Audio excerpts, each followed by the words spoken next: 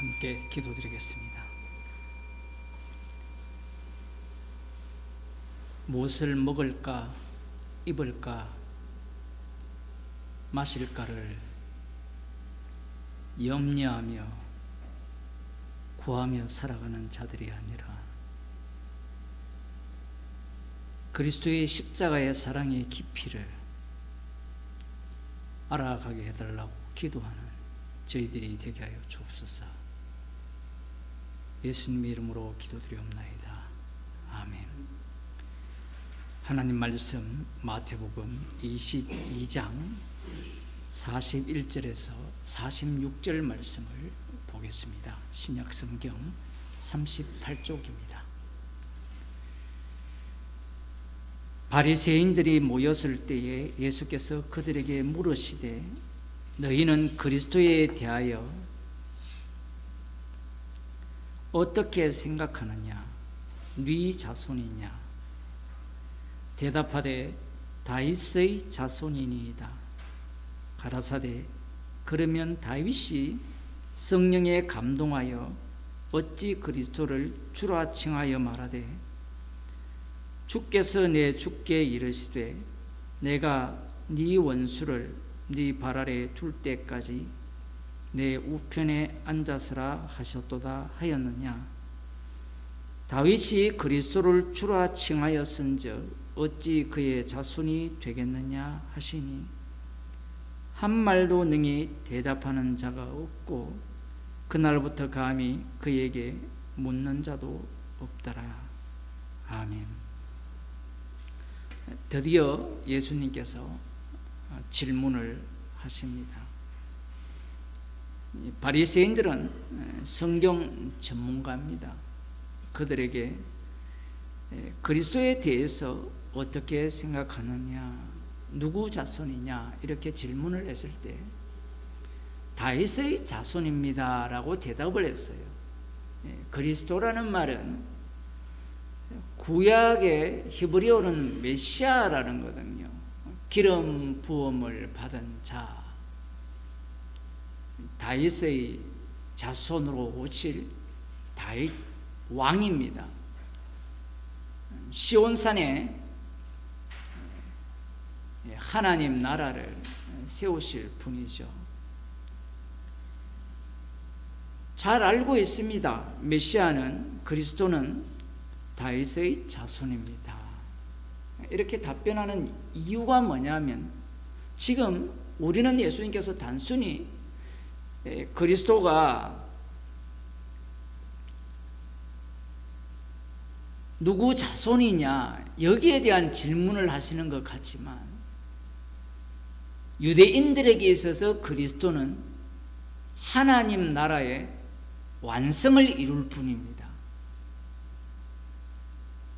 마태복음에서는 천국이라고 말씀하고 있죠.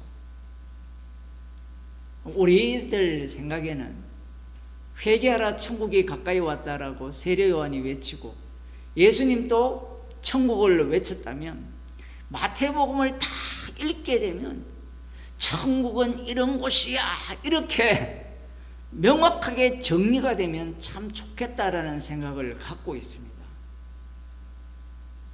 그런 생각이 없나요? 아무 생각 없습니까?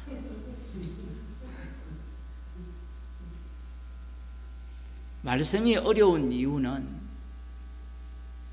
회개하라 천국이 가까이 왔다라고 할 때 세례 요한이 기다리는 천국은 심판의 천국이에요. 누구를 심판하느냐라고 할 때는 이방 나라를 심판합니다. 뿐만 아니라 회개하지 않는 자들을 심판하는 나라예요. 그러나 회개하고 율법의 정신인 가난한 자들을 돌아보는 그 정신으로 산다면 메시아가 그를 심판하지 않고 천국으로 인도할 것이라는 생각을 갖고 있습니다. 세례 요한이 바리새인과 서기관에 대해서 독사의 새끼들아라고 외쳤지만 세례 요한이 갖고 있는 하나님 나라에 대한 인식이나 나머지 바리새인과 서기관들이 갖고 있는 인식이나 일반 민중들이 갖고 있는 인식이 모양은 다른데 전체적으로는 동일한 거예요. 그 천국은 누가 들어갈 수 있느냐라고 하면 세례 요한의 입장에서는 회개한 자들이 들어가는 것이고, 바리새인과 서기관의 입장에서는 이미 천국 백성이 되었죠. 세례 요한도 그 생각을 갖고 있는 겁니다. 왜냐하면 천국의 주인공이신 예수님을 소개했기 때문에 자신은 천국 백성임을 확신을 했죠. 제자들도 마찬가지입니다.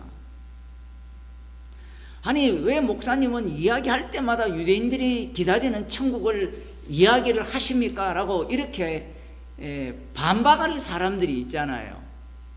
여러분은 반박이 안 됩니까? 모든 인간이 천국을 꿈꾸기 때문에 그래요. 에덴 동산에서 쫓겨났기 때문에 모든 인간들은 천국을 소망해요. 이방인들도 똑같습니다. 어느 민족치고 천국이 없는, 그러한 신앙이 없는 민족은 없어요. 천국의 모양만 다를 뿐이에요. 어떤 사람은 죽으면 무슨 천국이 있냐, 이 세상이 천국이지, 보세요 방금 천국이라 했잖아요. 그 사람들은 교회에서 말하는 걸 주워 듣든지 불교에서 말하는 걸 주워 들어가지고 천국은 죽어서 가는 곳이다, 죽어서 가든 살아서 가든, 지지난 시간에 봤죠. 하나님은 죽은 자의 하나님이 아니라 산 자의 하나님인데, 그 하나님의 자리에, 심판주의 자리에 누가 올라가요? 십자가 지신 예수님이 올라간다라는 사실입니다. 예수님이 심판주로서 심판주 앞에 살았든지 죽었든지 모두가 다 심판받는 세계 속에서 살아가는 거예요. 죽어도 죽는 게 아닙니다. 나 살아서 이렇게 사는 게 천국이지, 그게 그가 생각하는 천국이에요. 그러니 이런 것과 똑같은 거예요. 로마서에 나오는 하나님을 알되 하나님을 영화롭게 하지 않고 어떻게 합니까? 나무로, 돌로, 사람으로, 별로, 달로, 해로 신이라 부르잖아요. 마지막에는 누가 신입니까? 내가 신이다 나오잖아요, 사람이. 이런 신의 모양이 다양한 이유가 선악과를 먹었기 때문에 하나님처럼 되고자 하는 그 욕망, 그 욕망의 마지막 욕망이 무엇이냐면, 구약에서는 하나님처럼 되고자 하는 욕망이지만 신약에는 십자가 지시고 부활하신 주님이 등장을 했기 때문에 이 욕망의 자리가 바뀌어서 나도 예수처럼 되고 싶은 그 욕망이 작동을 해요. 그게 우상 숭배입니다. 어떤 사람은 내가 작은 예수다 이렇게 이야기하는데 그 모습이 우상 숭배예요. 내가 말씀대로 살고 말씀을 제대로 이해하고 성경은 예수 그리스도를 전하는 것이라는 것을 다 안다 하면서 내가 바로 진짜 하나님의 사자요. 사도 바울은 죄인 중에 괴수를 했는데 그런 말을 사람들이 하고도 남아요. 왜냐하면 그들은 이 지식이 있기 때문에 사도 바울의 수준을 뛰어넘어요. 이게 무슨 말이냐 이렇게 물으신다면 우리가 적어도 니고데모의 수준을 뛰어넘잖아요. 맞죠? 성경에 나와 있으니까, 그들의 실패가 나와 있으니까 제자들의 수준을 뛰어넘잖아요. 그러면 사도 바울의 신앙을 다 간파를 해버리면 우리는 그 위에 있을 수 있다라는 거예요. 이 지식을 추구하는 자들은. 이 성경은 계시라는 것은 이 모든 말씀이 십자가에서 다 이루셨다는 걸 증거하는데 그들의 눈에는 계속해서 새로운 지시, 올바른 지시, 그래서 마지막에 사도 바울을 통해서 증거된 그 복음의 지식을 자기가 다 장악을 내서 주의 자리에 오르고자 하는 겁니다. 그게 욕망이거든요. 철학자들이 타인을 욕망한다 이렇게 얘기하는데 왜 타인을 욕망하는가 하면 신이기 때문에 그래요. 옆에 신들이 존재하거든요. 하나님처럼 된 신들이. 그들을 욕망하는데 마지막 욕망은 뭐냐면 하나님이 아니라 하나님을 욕망한 자들은 바리새인과 서기관, 유대인의 남은 자들입니다. 그 남은 자들 이후에 복음이 전파되면 누구를 욕망하느냐 하면 십자가에 달려 죽으시고 부활하신 주님을 욕망을 해요. 그 자리에 오르고 싶다라고 나댄 자가 마귀잖아요. 제자들이고 예수님을 이용하는 자들입니다.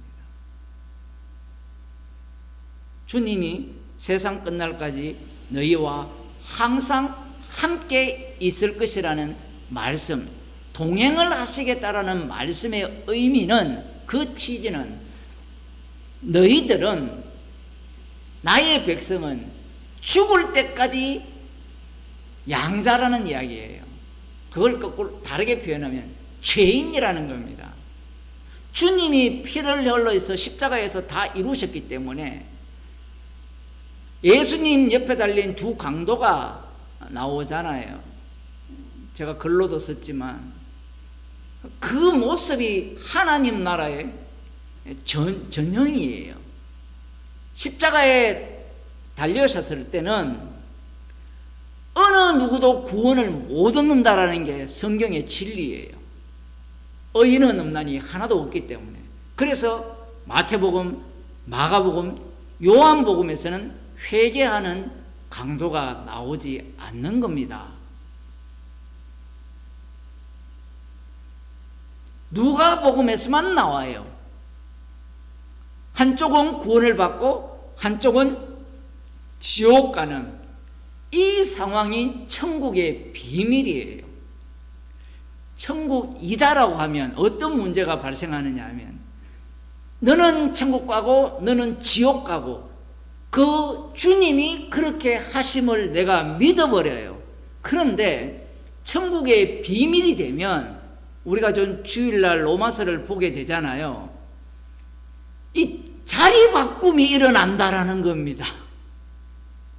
왜 비밀이라고, 복음의 비밀이라고? 그 복음은 예수 그리스도의 복음이거든요. 나중에도 살펴보겠지만 사도행전 2장에 보면 십자가에 달려 죽으신 분이 주와 그리스도가 되신 거예요.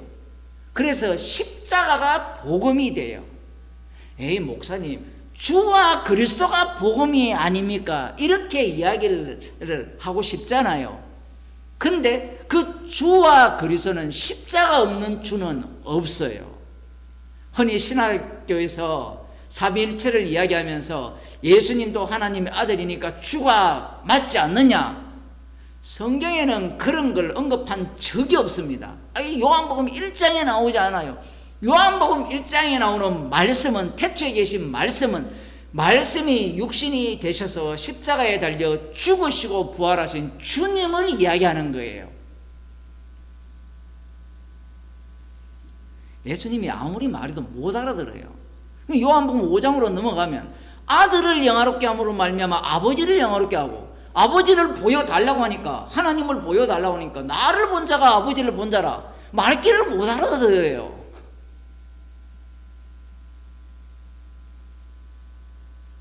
자기도 모세처럼 아버지를 한번 보고 싶다는 거예요. 보면 다 죽어요. 아들을 본 자가 아버지를 봤어요. 예수님을 봤으니까 다 죽어야 되잖아요. 그 예수님이 등장했다는 것은 다 죽은 자라는 거예요. 그래서 요한복음에서는 세상을 어둠이라는 겁니다. 살아있는 자가 아무도 없어요. 그런 가운데 예수님이 십자가에서 이 빌라도가 나름대로 저주 안 받으려고 예수님을 빼내려고 애를 썼잖아요. 자기 아내 때문에. 꿈자리가 너무 시끄러워. 제발 저 사람 살려줘. 그렇게 하니까. 그래서 최선을 다해서 명패를 썼죠. 유대인의 왕이라고. 그러니까 옆에 있는 대제사장이나 이런 사람들이 제발 차칭이라 쓰든지. 근데 본디오 별로다고 뭐랍니까? 내가 쓸 것을 썼다 하거든요. 그 전후 문맥을 보면 나름대로 저주받지 않기 위해서 한 행동이라고 볼 수 있습니다. 사실은 그게 조롱이거든요. 근데 진짜 그 십자가에 못 박혀 죽으신 그분이 유대인의 왕이요 심판주의심을 양쪽 강도를 통해서 어디에서 보여줍니까? 죽어서 부활하셔서 보여줍니까? 십자가에서 죽는 상황에서 보여줍니까? 이거 굉장히 중요해요. 왜냐하면 성령을 받은 이 사도들이나 집사님들이 복음을 전할 때 이 땅에서 전하잖아요. 이 땅에서 예수님의 주되심을 전하잖아요. 그러면 주님이 동행을 하잖아요. 근데 그 주님의 동행하는 모습은 어떤 모습입니까?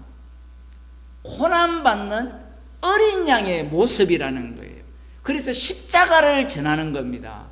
그래서 예수님께서 십자가에 달리셨을 때 주가 되시고 왕이 되심을 그 자리에서 그대로 보여줍니다. 그래서 사도 바울이 복음을 전할 때 예수의 죽음을 짊어지고 사망은 내 속에서 역사하고 생명은 너희들 가운데서 일어난다라고, 예수의 생명이 드러난다라는 그런 말을 하는 이유가 그냥 하는 말이 아니에요. 왜냐하면 모든 인간들은 어떻게 복음을 이해하느냐 하면 부활한 예수님이 주님이다라고 이야기를 해요. 말이 맞아요, 틀려요? 맞아요.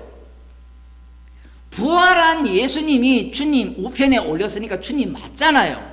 그런데 그 주의 모습이 이 땅에서는 어떻게 나타나느냐라고 할 때는 십자가에 달려 죽으시는 아버지 하나님으로부터 저주를 받았다라고 쓰는데, 어제는 그 나무에 달려 죽으시는 그분이 주가 심판주로서 천국 갈 자와 지옥 갈 자를 친히 확정하시는 분이라는 겁니다. 그러면 앞서 말씀드렸듯이 마태복음, 마가복음, 요한복음에서는 다 지옥 가야 되는데 어떻게 구원을 얻었습니까? 라고 할 때 방금 제가 표현을 했을 때 그 표현을 바꾸어야 돼요. 모두가 다 심판받는데 구원받을 자 없는데 예수님께서 십자가에 달려 죽으실 때 그 죽음 속에 함께 죽임을 당한 자, 예수님이 대신 죽으셨죠. 그 대신 죽으신 예수님의 화목제물 되심의 혜택을 입은 자가 구원을 얻는 거예요. 그게 한편에 달린 강도의 신앙 고백입니다. 하예 목사님, 어떻게 강도가 그런 고백을 했습니까? 그냥 나쁜 놈은 우리는 죄를 지어서 벌을 받는 거고 이 사람은 옳다라고 했는데 어떻게 그렇게 깊이 있는 신앙을 고백했습니까? 라고 물으신다면, 예수님이 물고기 2마리와 보리떡 5개로 장정 5,000명을 먹이실 때 그 먹은 인간들은 뭘 생각했어요? 이야, 진짜 메시아구나. 우리에게 정말 이제 수고하지 않고 먹을 것을 주시는 메시아, 모세와 같은 선지자를 우리에게 보내주셨구나. 이분이 우리의 왕이라면 일하지 않아도 먹을 수 있는 세상이 펼쳐질 것이라는 꿈을 꾸었습니다. 근데 예수님은 그 떡을 먹이신 것을 무엇으로 봅니까? 표적으로 보죠. 표적이 둘로 갈라집니다. 세미온이라는 이 단어가 예수님을 왕으로 세우려는 입장에 있는 자들도 표적이고요, 예수님 자신도 표적이 돼요. 그들은 이 물고기 5개와 2마리와 보리떡 5개로 장정 5,000명을 먹이신 것은 메시아된 표적이라고 생각한 거예요. 그런데 예수님은 메시아된 표적은 표적인데 예수님의 살과 피를 흘려서 영생을 주는 표적이라고 말씀하는 거예요. 그러니까 헬라어 백날 연구에도, 세미온 연구에도 이 내용이 안 나와요.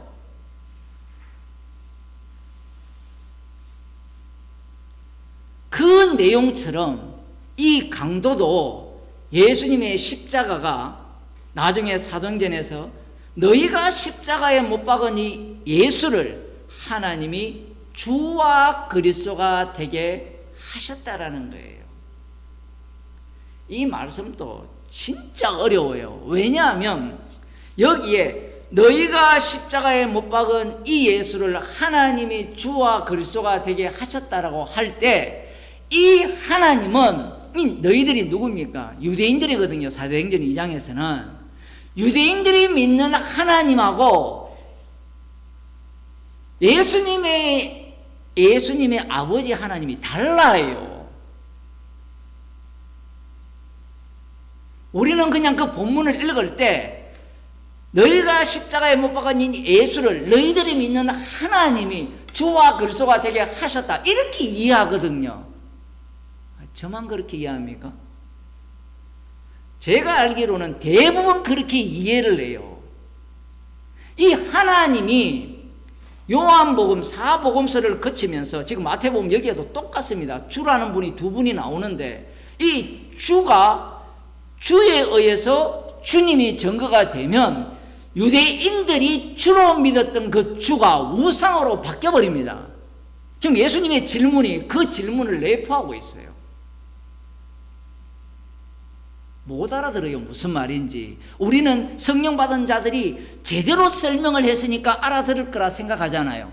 예수님이 제대로 설명 안 해서 못 알아들었습니까?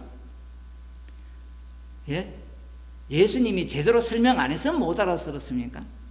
오늘 제가 어떤 글을 올리니까 페이스북에 제가 방금 이런 표현을 했거든요. 예수님이 말씀을 해도 하나도 못 알아들었다 이렇게 얘기하니까 이 사람이 머리가 되게 좋은 모양이에요. 그걸 비꼬아가지고 이렇게 이야기합니다. 하나님이 자기를 알아달라 했는데 인간들은 아무도 몰랐다.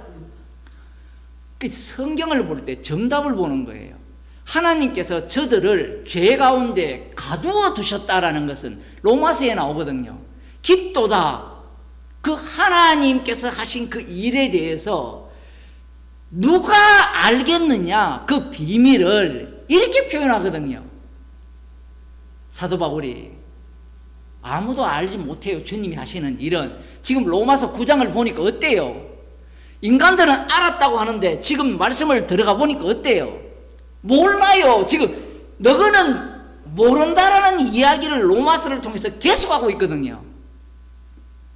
예수님도 마태복음에서 말씀하셨어요. 천국의 비밀이라 했잖아요. 천국의 비밀.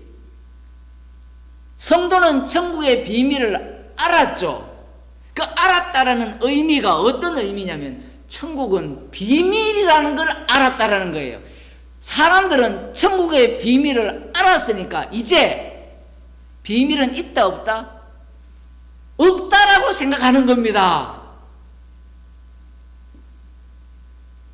없다고 생각하니까 성령을 무시하기 시작하는 거예요. 그러면 그때 무엇을 가르칠까요?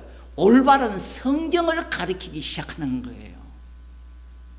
천국은 끝까지 비밀이에요. 왜? 그 소유권이 누구한테 있습니까? 천국은 예수님이잖아요. 천국은 십자가잖아요. 십자가는 비밀이에요. 그것은 우리가 소유할 수 있어요? 없어요? 없어요. 사람들은 이렇게 이야기하면 예수님이 우리 가운데 가시기 때문에 내가 알지 않느냐. 말도 안 되는 자기 언어가 무슨 말인지도 몰라요. 예수님이 동행한 것을 내 마음에 들어온다라고 할 때 이 동행을 딱 분리시키면 실제로 사람 둘이가 한쪽은 예수님이 계시고 에녹이 있고 에녹이 하나님과 동행을 했잖아요. 제자들이 동행을 했잖아요. 그 예수님이 동행을 하게 되면 제자들은 어떤 모습을 보였습니까? 악마적인 모습을 보인 거예요. 그 모습이 성령을 받은 사도들이고 성도들의 모습이에요. 그 성도들의 특징이 뭐냐면요. 십자가밖에 자랑 안 해요. 독특해요. 이 구조는. 아니 목사님, 사도 바울이 복음도 전하고 주를 위해 많은 고난을 받지 않았습니까? 받았죠. 그래서 사도 바울이 뭐라고 했습니까? 죄인 중에 개소를 했어요. 제 말이 틀렸어요? 십자가에서 모든 게 이루어지면 모든 인간의 행위들은 죄가 돼요. 다시 설명할게요. 모든 인간의 행위들이에요. 여기에는 살인도 들어가고 간음도 들어가고 술 취함도 들어가고요. 그것만 들어가는 게 복음 전하는 것도 들어가요. 성경을 아는 지식도 들어가고요. 들어가지 않는 욕사가 없어요. 이거 성령을 힘입어서 한 것조차도 그러면 우리가 죄인으로 드러나는 마귀짓이 됩니까? 사도 바울이 그 고백을 했잖아요. 오늘 또 페이스북에 요즘 글을 엄청 올리는데 거기에 그런 얘기를 했어요. 마태복음 7장에 나오는 주의 이름으로 선지자 노릇하고 귀신을 쫓아내고 많은 권능을 행한 자가 누구예요? 사도 바울이에요. 사도 바울이 왜 의인의 편에 들어갈 수 있느냐라고 하면 그 일을 그들은 뭐라 합니까? 7장에서는 우리가 했다라고 하는데 사도 바울은 뭐라 해요? 죄인 중에 개수라는 거죠. 그걸 마태복음 우리 나중에 보시면 25장에 가면 양의 편에 선 자들 의인들이 내가 언제 했습니까? 나는 뭐밖에 없다라는 거예요. 제가 한 것은 지은 죄밖에 없고 그냥 은혜로 살았을 뿐입니다. 은혜로 산다라는 것은 그 은혜의 출처가 십자가잖아요. 그러면 십자가의 피능력으로 살았다는 것은 그가 한 모든 행위들은 죄라는 이야기예요. 예수님께서 지금 질문을 하셨는데 유대인들이 지금 메시아 왕국을 기다리거든요. 다윗의 후손으로 오실 메시아를 기다립니다. 그리스도를 기다립니다. 그리스도가 오게 되면 제자들이 꿈꾸었던 그 세계가 펼쳐질 거라 생각하는 거예요.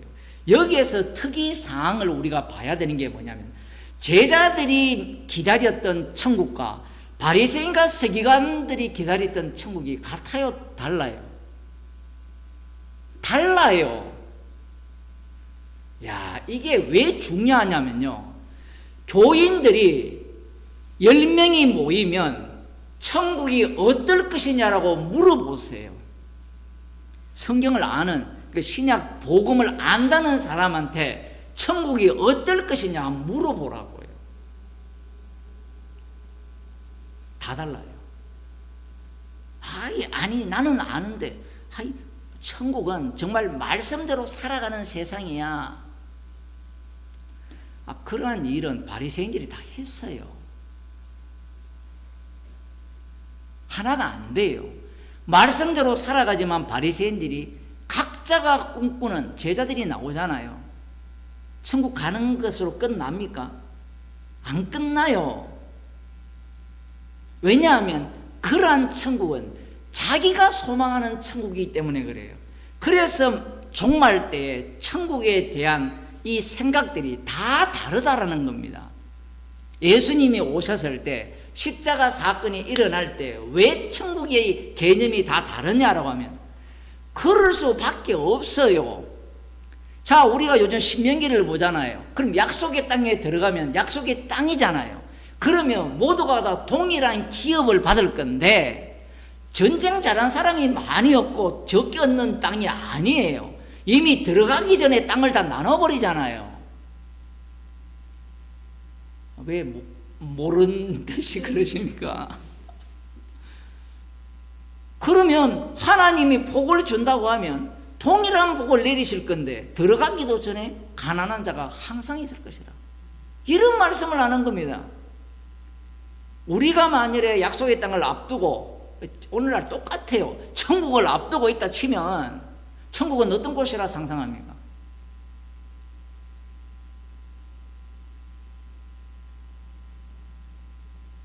어떤 곳이라 상상해요?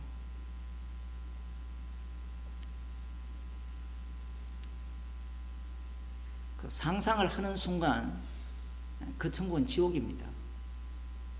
그게 아브라함, 이삭, 야곱이 꿈꾸는 언약의 성취였어요. 그래서 최종적으로 다윗 언약의 완성을 기다리는 이들이 하나님 나라가 이루어지게 된다면 시온산에 이제 거기에 성전이 세워질 것이고, 지금 그 예언이거든요. 시온산에 성전이 세워질, 시편 110편 예언이, 거기에 성전이 세워지고, 에스겔 성전이 세워지겠죠. 거기에 왕이 되셔서 온 세계를 다스린다라는 것에 대해서는 공통적이에요. 그거는 공통적이에요. 근데 각자가 그러면 나는 어디에 위치해 있습니까? 라는 문제가 발생해요. 우리는 믿음을 이야기할 때 그냥 믿습니다라고 할 가능성이 대단히 높은데, 근데 우리 자신을 보게 되면 우리의 욕망들이 다 작동을 해요. 이들도 마찬가지입니다. 이들도 지금 천국을 기다리는데 문제가 뭐냐면 그 천국이라는 전체적인 아웃라인은 동일한데, 그것도 또 다 다르지만 동일한데, 거기에 세부 항목으로 들어가면, 예를 들어 그 당시에, 예수님 당시에 대부분의 사람들이 먹고 살 일이 힘들었어요. 그러면 어떤 천국을 원하겠어요? 사람이 떡으로 사는 것이 아니라 말씀으로 산다 그러면요, 그들은 어떻게 해석해요? 만나를 생각할 거 아닙니까? 근데 예수님은 진짜 말씀으로 산다는 것을 말씀하신 거예요. 그러면 그런 천국 가고 싶을까요? 안 가고 싶을까요? 안 가고 싶으니까 어떻게 합니까? 말씀은 진짜 어렵다. 이걸 누가 깨닫느냐? 예수님의 제자들조차 떠나가 버리잖아요. 이와 달리 사두개인들은 메시아 왕국에 대한 기대가 있는데 기다릴까요? 안 기다릴까요? 그 당시에 성전이 어마어마하잖아요, 규모가. 그러면 평생 먹고 살 수 있는데 새롭게 만들어질 메시아 왕국을 기다릴 필요가 있어요, 없어요? 안 기다리죠. 이와 달리 바리새인과 서기관들은 기다리는 겁니다. 그러면 그들은 말씀대로 살았기 때문에 천국에서 높은 자리 차지할까요? 낮은 자리 차지할까요? 당연히 높은 자리 차지하는 거예요. 왜? 그들이 아는 천국의 모델은 딱 하나예요. 다윗 왕국이에요.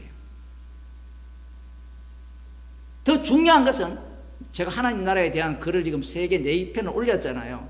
유튜브 거기 커뮤니티도 올려놓고 홈페이지도 올려놨는데,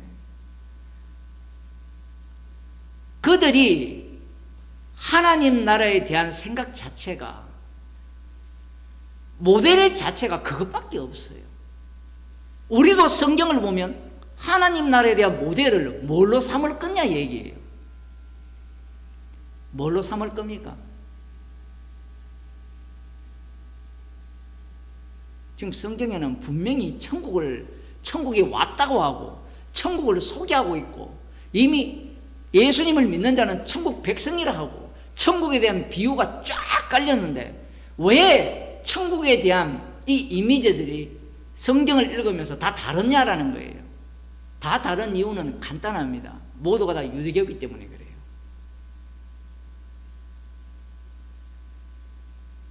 교인들마다 천국을 이야기해보라 그러세요. 성경에서는 천국이 어떤 천국을 이야기합니까? 십자가 지신 예수 그리스도가 주가 되신 천국이거든요. 그러면 이 골고다의 현장, 예수님이 십자가에 달려 죽으시는 그 현장이 천국의 모습이에요. 아니, 그게 무슨 천국입니까? 그러니까 그게 무슨 천국입니까? 라는 말을 하는 이유가 뭐냐면, 자기가 생각하는 천국이 따로 있기 때문에 그래요. 그곳이 천국이 되면, 자 봅시다. 예수님이 십자가 지셨죠. 그러면 강도들이 있을 거 아니에요. 이 중에 구원받는 강도들이 한쪽은 지옥 가는 자들이고 한쪽은 천국 가는 자들이라 했을 때, 천국 가는 자들이 어떻게 하나가 될 수 있습니까? 자기의 꿈이 따로 있으면 하나가 됩니까? 안 됩니까? 안 되죠. 그러면 천국 가는 모든 자들이 십자가 앞에서 죄인으로 드러나면 하나가 돼요. 그게 천국이에요. 물론 그 천국에는 반드시 한쪽 편에 뭐가 있어야 되죠? 지옥이 있어야 되는 거예요. 왜? 천국이라는 곳은 천국의 비유가 계속해서 쪼개는 비유이기 때문에 십자가 지신 분의 심판주 되심을 뽐내는 게 천국이에요. 그런데 구약에서는 이 약속의 땅이라는 그 곳은 철저하게 자기 백성만이 거하는 곳이잖아요. 하나님이 주가 되시는 곳이고 그 주가 되는 방식은 하나님이 율법대로 심판할 자를 심판하고 율법대로 사는 자를 축복함으로 하나님의 주되심을 드러내는 곳이 약속의 땅이었고 광야였어요. 그것이 이제 예수님의 십자가에 의해서 천국이 만들어지게 되면 그 천국은 어린 양의 피를 자랑하는 것은 성도들이고요. 그 피 능력이 작동하는 것은 성도 아닌 거예요. 그래서 이 천국은 독특하게도 이 세상에 속하지 않은 천국이란 거예요.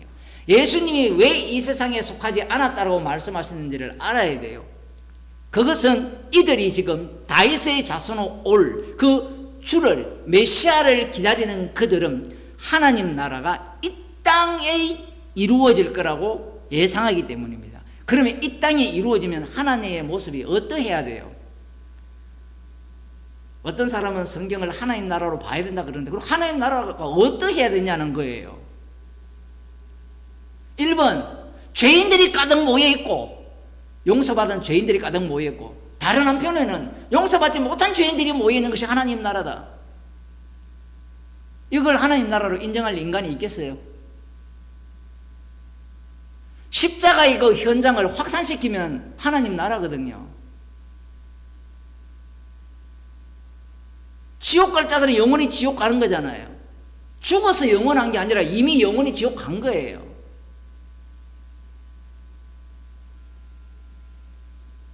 이게 왜 중요하냐면요, 지금 이 바리새인들이 메시아를 기다리면서 그 천국을 소망하는 거예요. 천국이 내가 부정되고 나라는 존재는 들어갈 수 없는 곳이라면 천국 가고 싶습니까? 안 가고 싶거든요. 방금 천국은 뭔가 이러이러하고 저런 모양을 띠고 뭔가 차등이 있고 차별이 있고 내가 바라는 걸 주는 그런 천국이라면 우리가 가고 싶지만 예수님은 나를 따라오려거든. 예수님이 천국이잖아요. 자기를 부인하고 자기 생명까지도 미워하라는 거예요. 그 생명까지 미워하라는 말은 인간에게 가능합니까? 불가능합니까? 불가능해요. 불가능하기 때문에 마태복음 7장을 이야기하는 거예요. 자기가 생명을 바치면서까지도 주를 위하여 선지자 노릇했기 때문에 심판주 앞에 당당하게 한 소리를 하는 자가 지옥 갈 자라는 겁니다. 그러면 성도는 사도 바울처럼 주의 이름으로 모든 것을 다 했는데 나의 나 된 것은 하나님의 은혜였다. 은혜가 임했다는 것은 너는 지옥 가도 마땅하다는 거예요. 그래서 죄인 중에 괴수라고 하는 거예요. 오늘 본문으로 조금 들어가 봅시다. 주께서 내 주께 이르시되 내가 네 원수를 네 발 아래에 둘 때까지 내 우편에 앉아서라 하셨도다 하였느냐. 이게 말이 안 되잖아요. 다윗이 성령에 감동하여 예수님께서 정말 어려운 말씀을 해버립니다.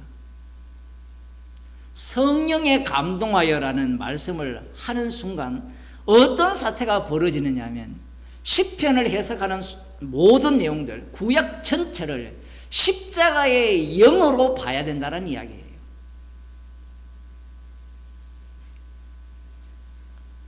아니, 구약에서 언제 그런 일이 있었습니까?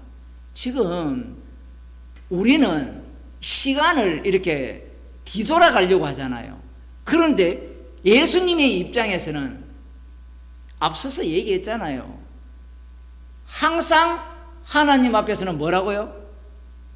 산자.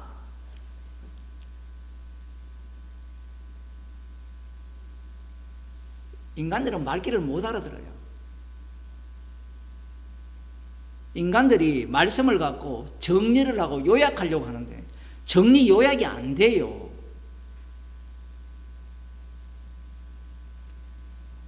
그러면 너희들이 말 잘했다. 그런데 다윗의 후손이라면, 자손이라면 어떻게 그리스도를 주라 할 수 있느냐? 말이 안 되잖아요. 자기 후손을 어떻게 주라 할 수 있느냐? 근데 우리 여기에서 깜짝 놀랄 일은 바리새인들이 시편 110편을 안 봤을까요? 시편 110편 한번 봅시다.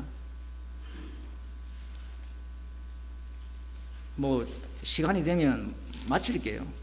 다음 주가 있으면 또 하면 되니까. 여호와께서 내 주에게 말씀하시기를, 이 마태복음에서는 여호와를 주로 바꿨죠. 이 바꾼 것은 의미가 있어요. 의미가 있어요. 단순히 바꾸는 문제가 아니에요.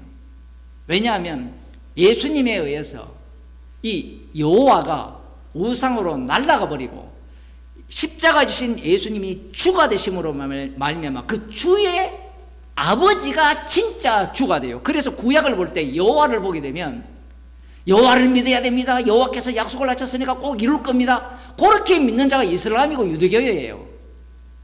십자가 지신 주님이 증거되지 않으면 다 우상숭배입니다.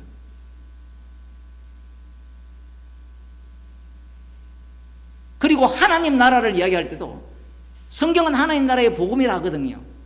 그 하나님 나라가 마태복음, 사복음서에서 교체 작업이 일어났다는 사실을 눈치를 채야 되잖아요. 근데 사람들이 거기에 관심이 하나도 없어요.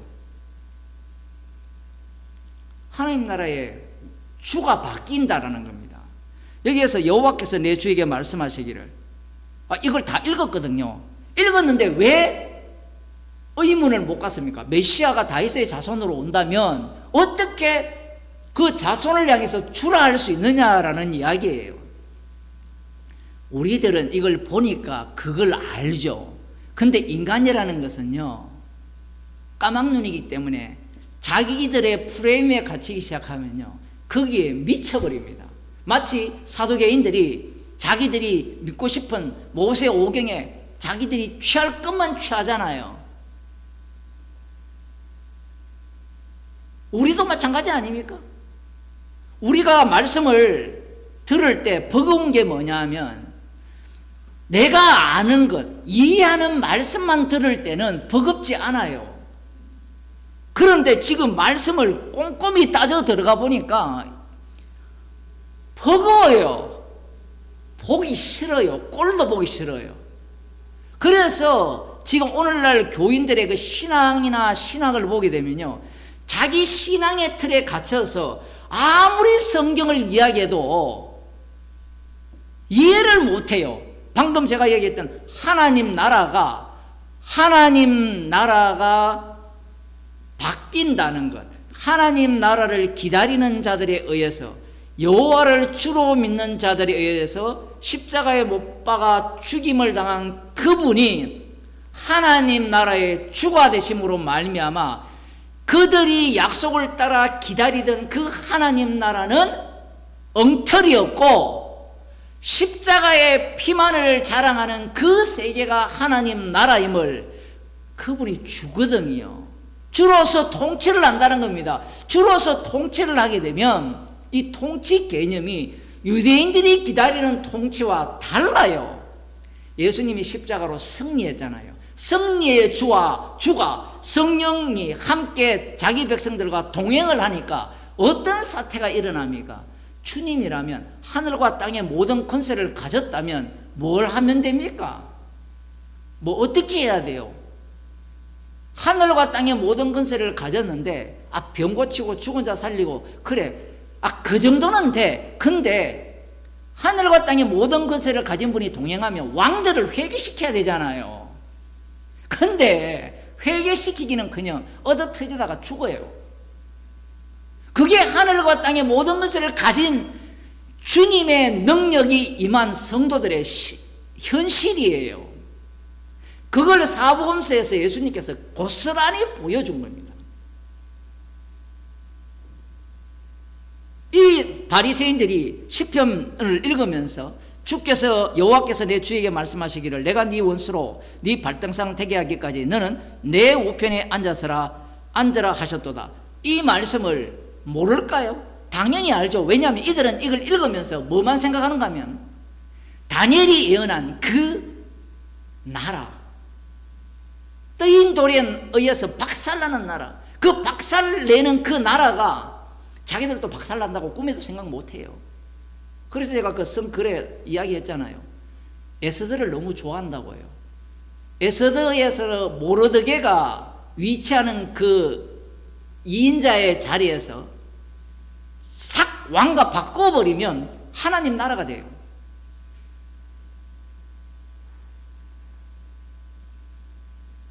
원수, 네 원수로. 너가 누구냐면 주님의 원수거든요. 그러면 메시아의 원수예요. 그 메시아의 원수를 발등상 되게 하기까지라고 하니까 또 이걸 고린도전서 15장에 가가지고 그때까지 끝나면 하나님께 돌릴 거다. 개상망측한 이야기를 하는데 말귀를 못 알아들어요.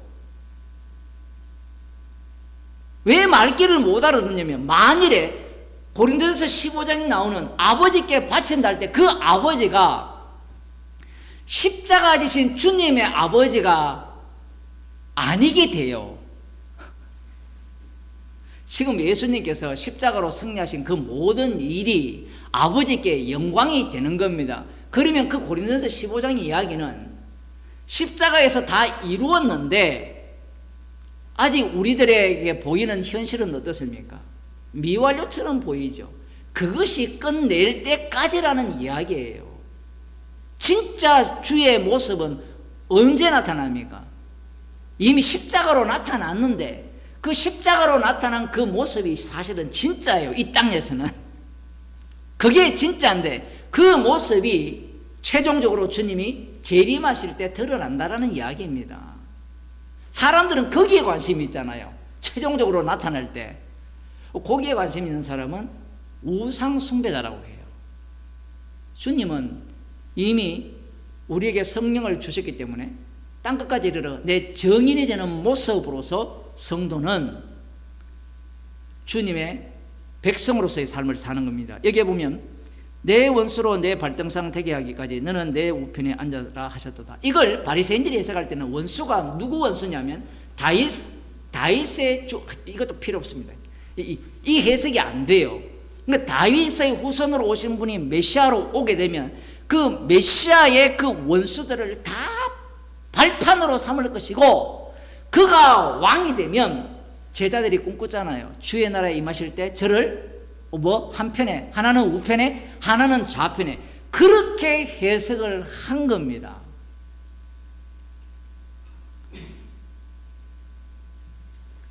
그렇게 해석을 하니까 예수님이 아니 어떻게 후손을 추라하겠느냐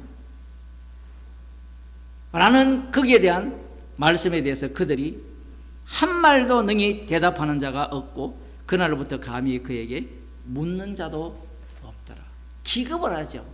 말씀에 대한 전문가였는데 예수님의 질문에 대해 답을 못해요. 그러면 우리는 또 교만하게 뭐라고 하는가 하면 봐봐 바리새인 수준 이것밖에 안 되지, 이것밖에 안 되지라는 말을 할 때는요 이들의 한계가 예수님 앞에서 드러났다는 것을 기억해야 돼요. 예수님은 아버지께로부터 오셨잖아요. 그럼 예수님은 영이시잖아요. 진짜 영이신 분이 질문을 하셨을 때 그들의 어리석음과 한계가 드러난 거예요. 어리석음과 한계가 드러난다고 절대로 예수님께로 오지 않습니다. 그래서 사람들이 이 본문을 볼 때 어떻게 생각하느냐 하면 바리새인들의 수준을 얕잡아 봐요. 제가 이걸 왜 강조 잡고 하느냐 하면 니고데모를 얕잡아 보잖아요. 여러분들이 베드로를 얕잡아 안 봅니까? 사복음서에 나오는 베드로 그것도 못 알아들어? 그래놓고 주님 십자가 지면 안 된다고? 이 마귀라고 사탄아 그런 소리 들어야 되겠어? 나는 그러지 않겠어. 나는 그러지 않겠다라고 하는 그 모습이 사탄이거든요. 성경을 봐도 깨닫지를 못해요. 성경 말씀은 십자가를 전가하는 거지 인간 구원을 전가하는 게 아니고, 그리고 십자가를 전가한다는 것은 너희들에게 어떤 가능성도 부정한다는 얘기입니다. 제자들이 옆에 있었을 거 아닙니까? 한 말도 못하고 가더라.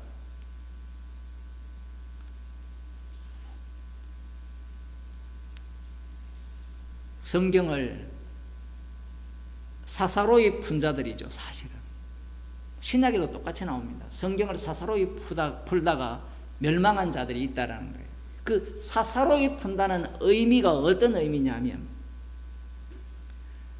사사롭다 아니다의 그 기준은 십자가예요. 십자가 앞에서, 십자가 안에 있는 자가 말씀을 풀게 되면 죄인 중에 괴수로 드러나요. 그런데 사사로이 푸는 자의 특징은 바리새인들과 같은 성향을 띠게 됩니다. 성경을 그렇게 풀면 뭐 갈라디아서도 나오죠. 골로새서도 나오고. 어떻게 푸는 겁니까? 자기 배를 위해서. 이것밖에 없습니다. 나를 섬겨라, 이것밖에 없어요. 많은 사람들이요, 성경에는 기적도 있고 방언도 있고 뭐 별것 것이 다 있으니까 우리가 이걸 믿어야 됩니다. 나에게는 이런 능력이 있습니다. 이런 소리를 해대는 모든 자들은 무엇을 목적으로 하느냐 하면요, 나를 섬기라는 거예요. 십자가의 영이 임했으면 방언도 헛거라는 거예요. 제가 방언에 대한 글도 올렸거든요. 신구약 전체가 방언이잖아요. 예수님에 대해서 증거한다라고 했잖아요. 그런데 유대인들은 하나님의 말씀으로서 율법은 율법이고 선지자는 선지자의 외침이라고 생각하잖아요. 지금 못 알아들었습니까? 율법과 선지자가 십자가를 전했잖아요. 우리가 창세기를 보면서 십자가를 봅니까? 왜 못 봅니까? 방언이기 때문에 그래요. 왜 방언이냐 하면 하나님의 말씀이기 때문에 그래요. 하나님 나라는 이 세계에, 아들의 나라는 이 세계에 속하지 않았기 때문에 그래요. 그래서 모든 게 방언이에요. 기껏 룰루랄라 하면서 뭐 중국말 리하오 한다, 그게 방언입니까? 그건 방언 맞아요, 사도행전에. 그러면 왜 그런 방언을 언급했느냐라고 하면, 방언을 이야기하고 통역을 이야기하고 천사의 말도 나와야 되는데, 천사의 말은요, 성경에 보면 없어요. 없다는 게 있긴 있는데 아브라함이 다 알아들었어요. 요셉도 알아듣고 마리아도 다 알아들었다니까요. 예수님은 하나님이잖아요. 하늘나라 말을 뭘로 했습니까? 당시 아람어나 코인의 헬라어로 했어요. 처음 하셨습니까? 하나님 나라가 있으니까 하나님 나라 언어가 따로 있을 것이라. 요 사기꾼들. 복음이 방언이에요. 왜 그러면 그러한 실제적인 다른 나라 말을 하게 하셨느냐? 그게 복음을 소개하는 방식이에요. 그렇게 함으로 말미암아 인간들은 복음에 관심이 없고 어디에 관심이 있습니까? 은사에 관심이 있는 거예요. 그 은사는 반드시 십자가를 전가하게 되어 있죠. 방언을 받은 자는 십자가를 전가하기 때문에 고린도전서에서 방언 받은 자를 쳐버리는 거예요. 이게 너무 모든 게 뒤죽박죽이라서, 그래서 지금 이 말씀도, 마태복음에 나오는 이 말씀도 지금 사람들이 오해하는 게 그런 거죠. 그 정도도 못 알아보느냐? 못 알아보죠. 성령을 받지 않으면 십자가가 밝게 보이지 않습니다. 심지어 이 본문을 알고 시편 110편을 알고 그러면서 뭐라고 하는가 하면, 그렇지, 예수님이 주지, 십자가의 신분이 주지, 주님을 나는 믿습니다. 그래 놓고 그 다음 하는 말이 뭔가 하면, 저는 하나님을 믿습니다, 이래가요. 여러분, 그런 사람 많이 보잖아요. 그러니까 이 사람들이 왜 그런 생각을 하느냐 하면, 삼위일체를 배웠어요. 그걸 막 집어넣는 겁니다. 그러니 하나님 나라, 약속된 하나님 나라의 왕이 누구냐 하면, 유대인들이 기다리는 왕은요, 구약에는 심판주, 왕은 여호와 하나님 한 분뿐이었어요. 그런데 예수님이 오시게 되면 주가 두 분이 돼요. 주가 두 분이 되면서 어떤 사태가 일어나느냐 하면, 유대인들이 믿었던 주가 부정됩니다. 예수님의 아버지만이 유일한 주가 돼요. 그러면 그 주는 십자가를 통해서 부활하신 주님 뿐이라는 겁니다. 기도하겠습니다. 하나님 아버지, 인간의 지식으로 아무리 연구해도 십자가가 밝히 보이지 않고 잘못 해석한 것이 보이고 다시 잘못을 바꾸어서 올바르게 해석하려고 하는 그러한 죄성을 저희들이 갖고 있습니다.